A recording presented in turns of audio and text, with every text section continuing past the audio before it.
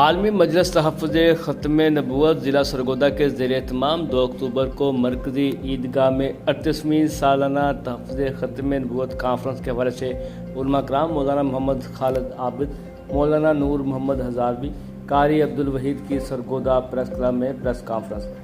Conference سے خطاب کرتے ہوئے مولانا خالد عابد، مولانا نور محمد ہزاروی اور قاری عبدالوحید کا کہنا تھا کہ ہماری جماعت 1949 سے اب تک ختم نبوت کے حوالے سے آئین و قانون کے مطابق ذہن سازی کر رہی ہے۔ اس حوالے سے 2 اکتوبر کو مرکزی عیدگاہ میں ایک بڑی کانفرنس کا انعقاد کیا جائے گا، جس میں حافظ محمد اکرم طوفانی کے مشن کو جاری و ساری رکھتے ہوئے تمام مکاتب فکر کے علماء کرام شرکت کریں گے۔ اس بڑی کانفرنسوں کا مقصد طاقت شو کرنا ہے، جس سے طاغوتی طاقتوں کو یہ پیغام دینا ہے کہ کسی بھی چور دروازے سے